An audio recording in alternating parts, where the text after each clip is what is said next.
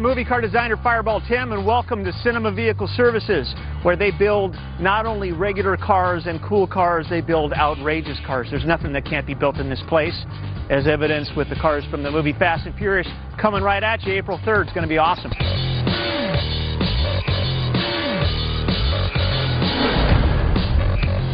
So hanging out with Bob Hartwig here at CBS. He's a big cheese.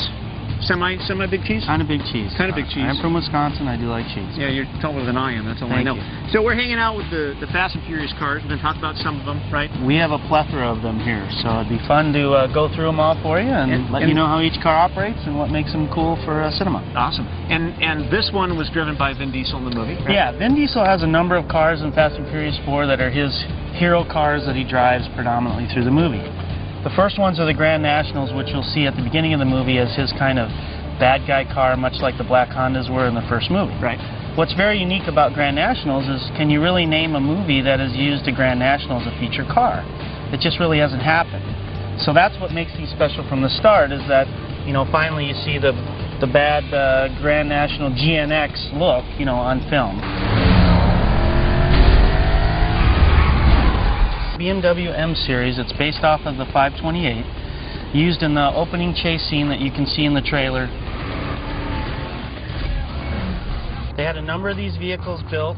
They're tricked out with carbon fiber hoods and custom paint, and the new thing where people like to paint the rims the same color as the body. It's basically a stock motored car, but the inside is set up for stunts. I get to drive this, right? No. This isn't a Mini.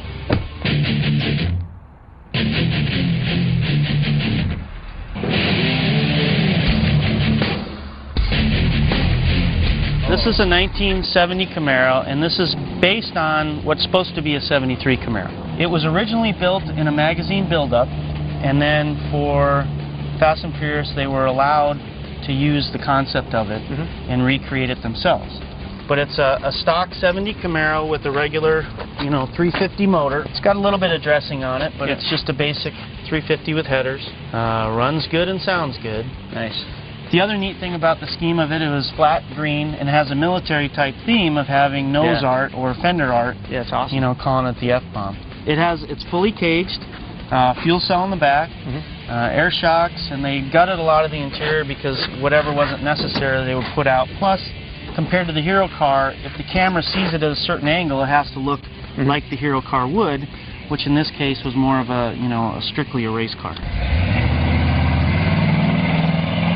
So we got a couple of Evos here. There's a reason there's two.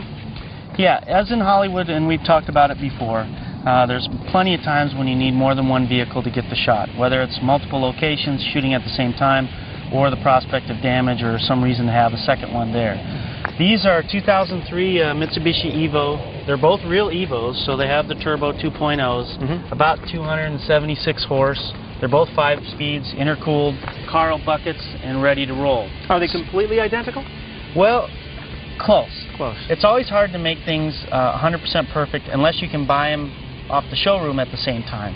What's really unique about these is they weren't a principal car seen a lot, so they had to fake the sunroof. And a sunroof is pretty important. When you buy the first car that has a sunroof, I better get a second one. This is a fake one. So yeah. So they used a special hard material, glued it to the roof, and from any normal distance, even on, you know, any sort of film... It's just paint. Yeah, it's just paint and a regular top. But from a distance, it'll look the same.